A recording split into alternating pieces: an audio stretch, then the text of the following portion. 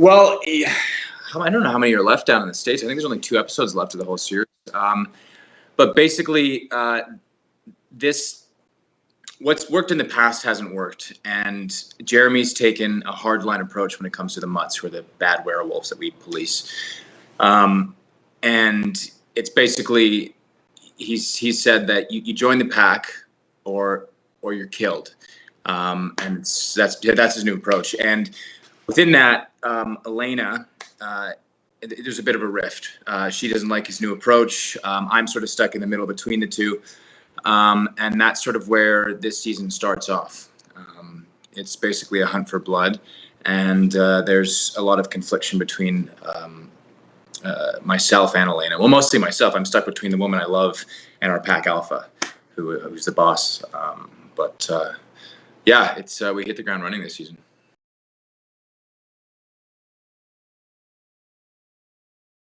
Clayton Danvers, he was turned into a werewolf when he was, I think, about 7. He was on a camping trip with his family, and he was bitten and turned into a werewolf. And he basically lived feral and alone as this young child in the woods, as a young werewolf. Word got out about me in the werewolf world. It's a pretty tight-knit group, and Jeremy came down to to find me. And he did, and he basically raised me, socialized me, turned me into a functioning human, basically. So Clay sort of owes everything he is to Jeremy. And then after that, he's a professor of anthropology, and he meets Elena, and they fall madly in love. And she's sort of, falling in love with a human person is a big no-no in our world, obviously. No humans can know about our existence, that whole thing.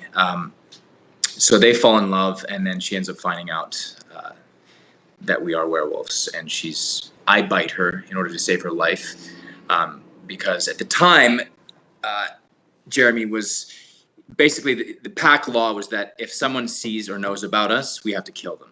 So Jeremy thought she saw him change into a werewolf.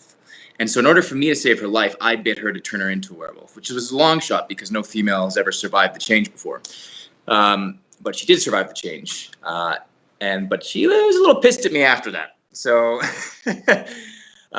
eventually she comes, we call on her, and she comes back to Stonehaven. This is season 1. And she helps us to basically put down, there was a bit of a mutt uprising, and we need her help. She's the best tracker. And that's sort of where season 1 kicks off. But it's the backstory of Clay-ish.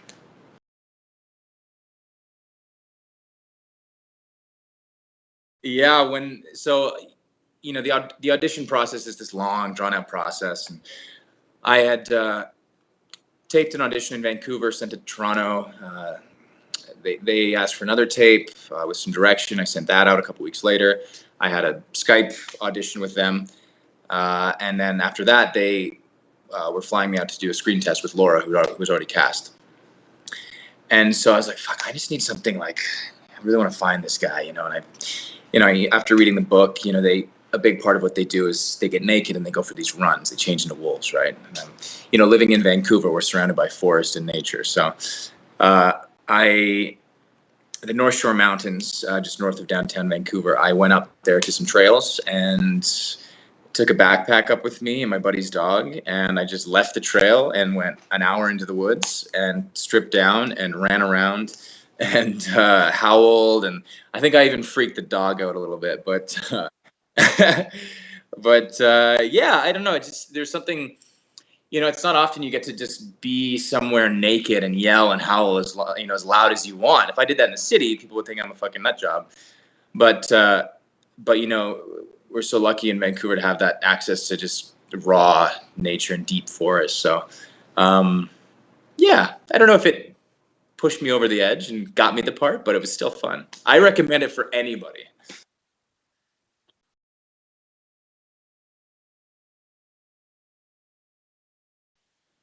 Oh, my character. So it's like going back in the Rolodex here. I was part of a vampire family, this sort of like redneck hillbilly vampire family. And God, my God, what was the storyline in that episode?